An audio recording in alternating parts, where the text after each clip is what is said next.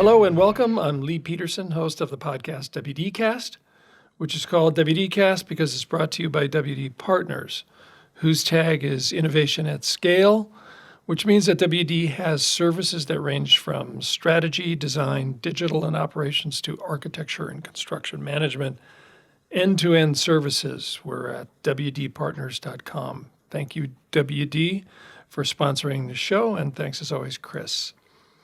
The mission of this show, WDcast, is to talk to wise people about the burning business platforms of the 21st century, which, and the challenges that are involved, which means that we're going to talk to a lot of different people. And we're not necessarily concerned with the type of business it is. We've talked to everything from Alexa to Google to, a pizza business. So that's what we're looking to do. We're looking to talk about, how do you solve today's problems?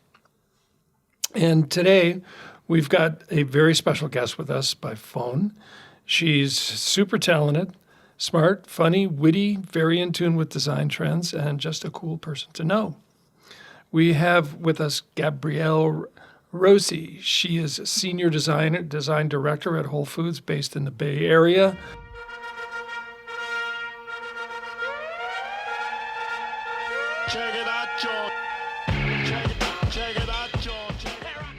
Hello, Gabby. How are you today? I am excellent. Thank you for having me. Yeah. It's great to talk to you. Yeah, vice versa. I always enjoy it.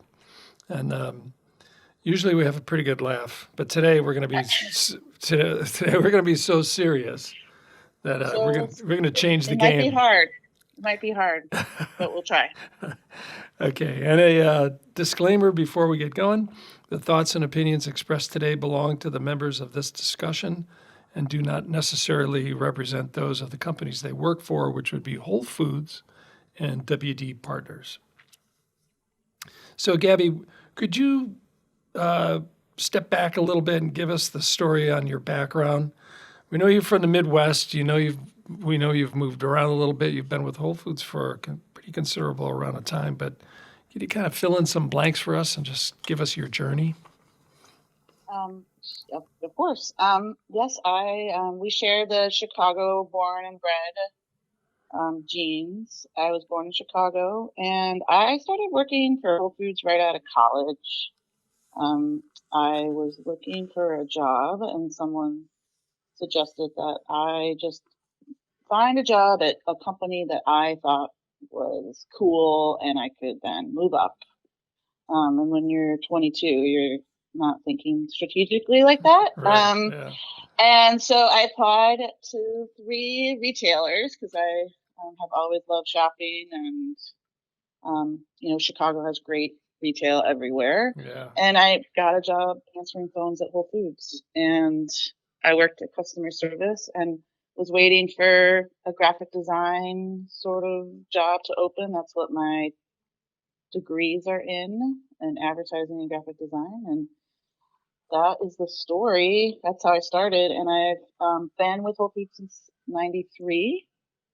I've worked my way up through store artists and graphic designers, and moved out here to the Bay Area in 99 to do some art direction, creative direction, and sort of has evolved into what I do now, which is designing and managing the design of all of our new stores and construction in Northern California, and select other special projects in the company. So you went to the University of Illinois, correct? Yeah, I went to Illinois Urbana, and then went back to school when I moved home into UIC, University of Illinois Chicago. I have 2 brothers that graduated from the U of I, and I have much experience down there at their little frat houses and stuff. Yeah, it's a huge school. Yeah, it is. Yeah. And being from someone who grew up in Chicago, in a high-rise building, not in the suburbs, it was very eye-opening to me to be in the middle of nowhere.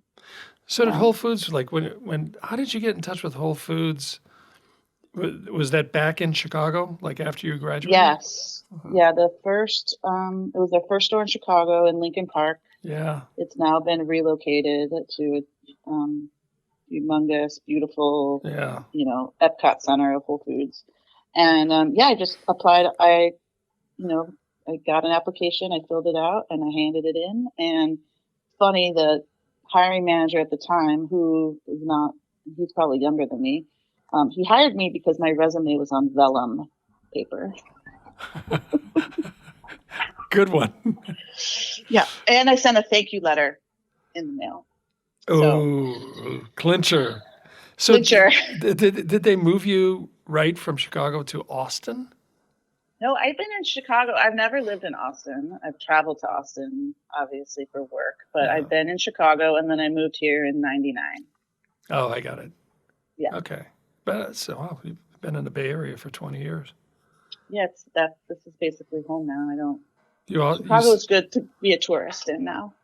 so what did that feel like being, natural born Cubs fan and seeing all those World Series out there? Um, Depressing. just a little depressing. Well, but my husband leads Boston Mm. teams, so Well, you got that too, really. we got that too. Okay, so could you give us then a day in the life of your job at Whole Foods? Like, what exactly do you do for Whole Foods every day out there in that Yeah. lovely Bay Area? My focus on a daily basis is working with a team who works with the stores and partnered with working with all of our architects and designers and consultants to lay out, build, answer questions, be creative about all of these amazing projects new stores we have going on.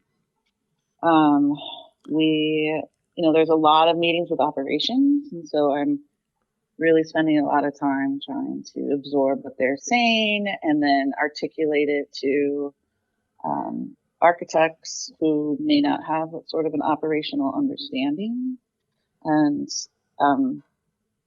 bringing those comments back to operations, and sometimes explaining to operations the challenges of the buildings or the layouts. And so it's I feel like I'm sometimes the liaison, directing one way and directing the other way. But I do see my job as being the person that brings all these cross-functional teams together. So you're sort of the go-between of form and function, really. Yeah, great. That's a great way to say it. I'm gonna write that down. You can put that on your resume and stuff. Mm-hmm. The great your LinkedIn site. Yes. And okay, just time for you to brag. Like how many Whole Foods stores do you think you have, or you've been responsible for designing now? You're talking about 21 years, right? Ballpark. Yeah, 26 years to be realistic, but okay. It's funny you should say that. I think I've been involved in probably at some level of like looking at plans or talking to my counterparts or whatever. I think I've been involved in probably like a fifth to a quarter, so like 100-ish projects. My scope used to be a lot bigger, but territory, I should say, was a lot bigger before. And now that we have so many stores, now we have over 500. I definitely, my territory is smaller, but my responsibility or the amount of work is not less. Well, you're not on a plane then as much as you used to be, right? Exactly. Yes. So what do you think about, you go into the design of a new store and, without giving away any corporate secrets or anything like that, like what do you think about, we're going into a new neighborhood. We haven't been here before. All the stats look good. We know that. The demographics look good. What do you think about in terms of brand and how you depict it in different areas? I mean, I think one thing that Whole Foods has always done well at and continues to do well at is really localizing the experience for the community. And that can be anything and everything from like using community-based cultural references, sort of gastronomic desires, local chefs, landmarks. And so creating that experience for the customer that evokes a certain like comfortable neighborhoody feel. So do you guys do That's research in the neighborhood then? mhm. Yeah, I mean, we spend a lot of time on the ground, walking the neighborhood. I love to go to the little local independent retailers, Oh, smart. see what they're doing, go to the restaurants.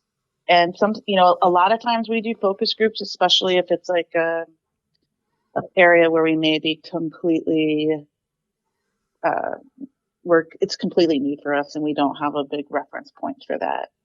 I know some areas of the country, they do, I don't know what it's called. Like you do a brainstorming session and there's someone that's drawing at the same time, like the brainstorming session. I don't know what there's actually a skill or a job that they do that. So they do these illustrative brainstorming sessions and talk to the community. And a lot of times because of our size and the size of the company and the involvement that the community groups want to have, we have to do that anyway. So we really like to get like a collective input so that they support the store. That's super cool. That's a great Yeah. idea, I think. And it seems to me most of your stores are different in that respect as well. Like the ones I've been to in California are a lot different than the ones in the East Coast and Columbus in particular. Yeah, and one great thing about Whole Foods is that we are some of the functions are decentralized. So, so someone leading a team in Chicago, while she and I talk a lot, we might not have the same thought process on what the end result's going to be. So it's not cookie cutter. Right. I think that's been one thing that's always distinguished us from our competitors is sort of that personalization. Big time. Your stores Yeah, are great to shop in right. Because 20 comparison. feet of seafood is going to be 20 feet of seafood, whether it's in Florida or Seattle. But how do you make it kind of special for the customers and also the team members? They're really proud of their stores and they love having their store logo. They have their own sort of logo that incorporates the Whole Foods logo sometimes. And so they get really excited. And it's a really great way to get them to feel proud of what they do. And that only translates into better customer service. Yeah, absolutely. Yeah, I know there's a store less than a mile from me, and it's purely Ohio. I mean, really absorbed the whole neighborhood, like quickly, like right away. Yes. The words to the Ohio State fight song are on the soffit That's so in the cool. vegetable section. That's so cool, right? Yeah. And we love using that's great. We're working on a project locally here in Oakland, and we brought in the customers to vote on their favorite local artist to do a mural, and so it was sort of this sort of grassroots kind of support that we built around beautifying the parking lot of the store. Wow, that's great. And there's running events and things like that take place in your parking lot here too. Yeah, of course. So at one point in time, we worked with the Container Store, and I had a long talk with one of their top execs, and it was interesting in that he said, I'm like, well, the Container Store, this thing is really great. How come you have so few stores? And at the time, I think they only had like 30 or 40 stores. And he goes, well, we really take our time and do them right for the neighborhood, and however long it's going to take, we're going to do the exact right thing, and we're going to research this. So we're not just out here stamping out stores. Is it kind of the same for you guys too? Because I feel like there could so easily be 1,000 Whole Food stores. I think there should be 1,000 Whole Food stores. And I'm thinking in my head, oh man, that's a lot of work. But yeah, there's always things that we want to standardize, but there's also things that I don't think we want to give up. Making it the right store for the right community or city or town. Because that is just not who we are.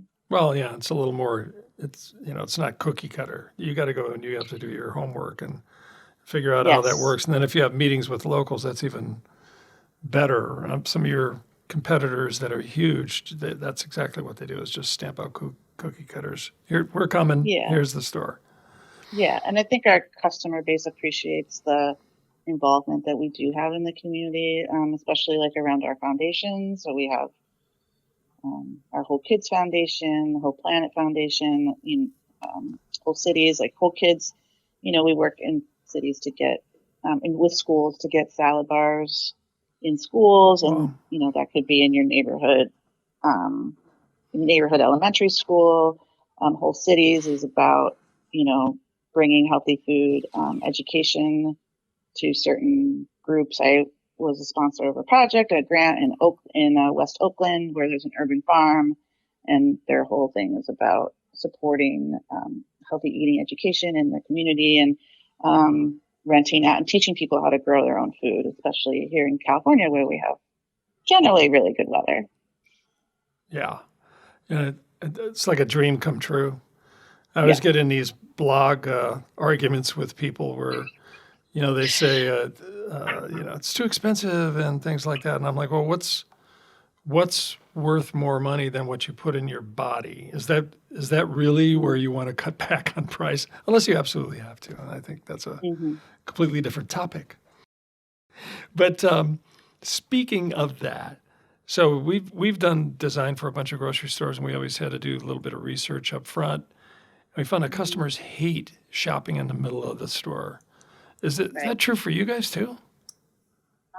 I don't know if they hate it. I definitely think that what differentiates us from other grocers is the amazing quality and education. Well, let's say like the quality of our food on the perimeter, the fresh produce, seafood, meat, deli, chef, Right. all of that is where we are. That's where we are differentiated, and that's where all the excitement happens.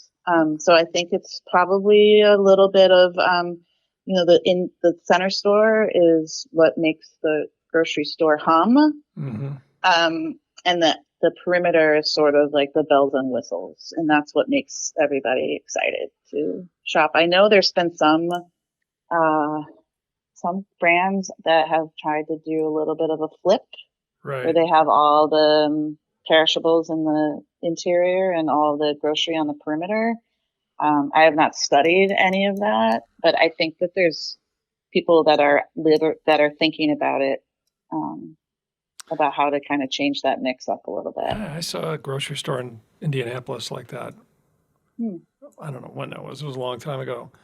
But I haven't seen another, so I can't say that it worked. Yeah, You I know? think there's one in Washington, um, like a big brand, like sort of offshoot store.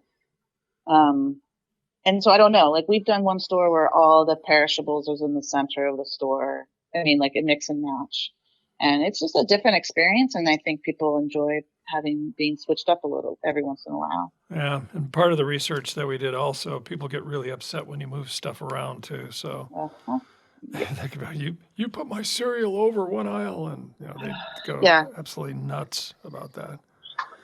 So in along those same lines, what do you think happens to stores themselves if a lot of grocery business goes online?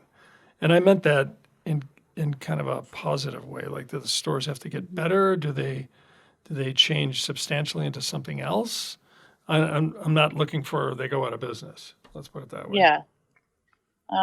Yeah, I would hope they don't go out of business, right? Because that's what keeps the market interesting and competitiveness. I think innovation often comes from competition. Yeah. Um, Well, it's a third place too. A grocery store right. really is a third place where I can't tell you how many times I go to mine and I wind up talking to a neighbor that ad infinitum, and sometimes I go in disguise so I don't have to. Sorry. Oh, we're gonna get you a hat and sunglasses. You'll be like one of those celebrities, the Top hat, Kardashians coming in. Um, trench coat, flip flops. yeah. Yeah. I think that there's research that people people's brains need to interact with other people. So grocery stores are not going to go away. It's just one of the many, like you're saying, um, third places to be. One thing I always have thought about Whole Foods is we're a destination. There's an experience that needs to happen there so that people want to come back. And with bookstores, a lot of the bookstores are going out of business, or there's very indie ones popping up all over. Coffee shops, Right. There's a wide range of people missing those sorts of like one-on-one personal experiences with their neighbor or with Joe Schmo. I had a really great conversation with the barista in my local coffee shop this morning. And I will always go to this coffee shop. Yeah. So I think that, going back to what grocers need to do, I would think is they would want to create a little pizzazz in their store, or, make it a destination. And there's so much competition out there. So I think differentiation is really important. Yeah. And, if not, a lot of these third wave guys are coming into the picture that are creating. Absolutely. Right. I think there's a lot of small independent grocers that do things really well. And it's sad to see some businesses like Earth's Fair, I think, in North Carolina, Lucky's in Colorado, that haven't been able to figure that out. I love the Lucky's. My friend lives around the corner from one in Boulder, and it's like having the best of both worlds in one store. So, I hope that they see, I hope they see the need for the big and the small businesses, right? Yeah, it's a tough thing to read because it's a low margin business. So you have to figure out how to bring high margin into your business, and that means traffic as well. So the $64 billion question. So store of the future, what's that? A grocery or any? And what's that in your mind?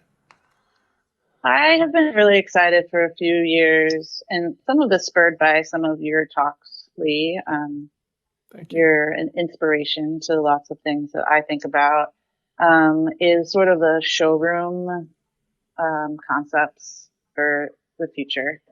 I think you were talking about bonobos at one point. I think that those are areas where you can give high customer service, but low inventory, right? And low labor costs. Yeah. Plus, it's a place to interact with product, right? You can get your hands on product where if you're in a huge store, huge big box store, you're wanting to get in and out.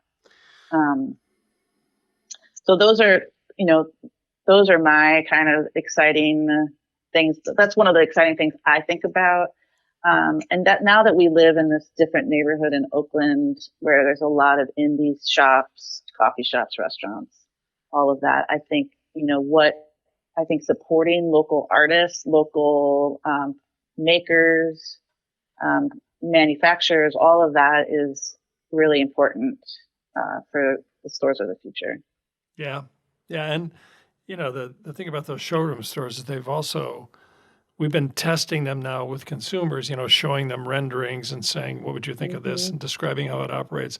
They test really high, and they test really high with young people in particular. So let's get going, right? I mean, right. What does it make? What has your research found about why young people are so receptive to it?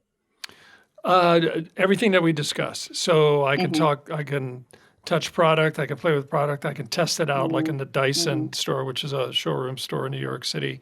We vacuum up, they throw a bunch of dust on the ground and you can vacuum it up. Oh, that's really great. But I don't want to carry a vacuum around. So, what we're hearing is like, oh, that's a really great idea. I pay for it. And if you can ship it to me within a day, it's almost the same as, unless I have to walk out of there with a vacuum cleaner right now. What's the difference? I'll go home, on my merry Right. way. I could go to dinner. I could go anywhere I would wanted to. I wouldn't have to walk around with this Hmm. giant box Right. or anything like that. So, Yeah. I mean, everything about it, better personalized service. And Hmm. Bonobos was really smart too because they were selling menswear and they were putting very attractive females on the sales floor the whole time. I Hmm. mean, the retail 101, right? So, you walk out of the dressing room and somebody says to you, you look fabulous. And, Right. that's part of a retail experience too. You want some reinforcement for what you're Hmm. buying, regardless of what it is. I mean, it could be apples and you have somebody behind the counter and go, those were just picked yesterday in Washington. We got them here today. Yes, That, exactly. Hmm. that type of thing. Okay, before we move on to a couple of more personal questions, anything Hmm. that you'd like to add? Anything that you felt like we missed that's pretty crucial to what you do and what you're all about? Um, no, thanks for asking. I love what we do here at Whole Foods. I am dedicated to our mission and our core values, which is something that, again, we were talking about differentiation. And I think we do a good job bringing our values and our foundations and all the things that the company believes in for the last 35 years into a shopping experience for Um, people every day. Hallelujah to that. Keep doing it. We'll I'm try. again, slobbering fan. Okay, on a more personal note, so you're super busy. I mean, you've already kind of moved, around the country, basically across the country. But Hmm. Hmm. what do you do for fun, you and the family, Uh, Us, me, and the fam. or by yourself? Right. Well, as you know, having three daughters, mine's 12, middle school. So we try to keep her busy. And like keep her off the phone. keep her off the phone. Um, I'll just like this last few months has been around going to sporting events. She's on the basketball team Oh wow. and she's also in theater. So, we only have one. So we spend a lot of time with her and, getting her to be excited about things that she wants to do too. Right. My husband's a huge sports fan. Um, all the Boston sports. And then, we love to eat. We love to cook. I think that's something that, has sort of come out of our Oh wow. 10 years here at Whole Foods. Collectively, we've worked for Whole Foods for 50 years. You And, need to train me. I suck at cooking. Well, you know what? I'm really good with instructions, but then oh, good. that's it. That's great. Well, he's been in produce for, 30 years and we love to do the farmers markets and we love to cook. And, more and more we're realizing like, we want to support our local businesses and be good activists for the community and social change. And that's kind of what our thing is about. That can keep you busy. And Hmm. you also go to the Cape for vacations, right? And I would imagine there's a lot of people from Boston on Yes. the Cape as well. And Yes. I just had to ask, even the last time I was there, I get news, from Nantucket and the Cape and stuff like that. And Right. what's up with all the sharks? Like, what the hell's going Right. on there? Well, I don't know. There's this thing called climate change. Some people are in denial about it. But man, if there's no food for sharks, they're going to come looking for it. And it's crazy. Yeah, Makes it kind of exciting too, right? Like it's definitely a topic of conversation. well, I discovered in Nantucket, my daughter and I used to surf shortboards there off the south end of Uh-huh. Nantucket. And, when you're sitting out there and you're kind of by yourself and your legs are hanging off that board Yeah, not a and good all of a thing. sudden the birds go away and everything. Did you ever hear that term, that sharky feeling? No, but I want to use it now. Well, it happens. I looked at my daughter and like, let's go in. I don't know Yeah. why. I got to get out of here. Yeah. I Kiva got was that. taking sailing. She took sailing lessons when we're there, Oh, and that's fun. it's like in a little. It's in a bay inside of the Hyannis Bay, Oh, they're cruising in there and now too. The sharks are cruising in there. They hadn't seen one. They saw one, I guess. They saw a seal, and that is Oh an boy. indicator that the Yeah. sharks are coming. And so the rumor has it that someone saw a shark and that it was like 8 feet long, and the neighbor works for the town, and it's like that whole thing. Yeah. So far, It's not too exciting. bad. Yeah, not too I have bad an for app on my humans. phone that tells me where the sharks are. Well, you know exactly what to do, right? Hit them on the snout and poke their eyes. I don't think I would think about it. After I had that sharky in the feeling, I moment. learned all about that. Yeah. Okay, a bold prediction for 2020. What do you think is going to happen other than status quo? Which after the last few days, Right. could be status quo. I really believe that 2020 is the year of change. And globally, and let me get like my crystal balls out and meditate on my crystals and all that. But yeah, I just feel a really good energy happening, even though there's some not so fun political things going on. And I think that people are like coming into themselves and becoming more conscious of their actions against other people and the planet. And, if we don't do it now, we're all screwed. But I don't know. That's my gut feeling. And I tend to listen to my gut. I feel like I have a good sensibility around that. Yeah, and I certainly hope you're right. The last 3 years have been pretty tough. Everybody at each other's throats. It's like we need to come together on something, and I hope it's not anything like 9/11. We were all together for about 6 months there. Right.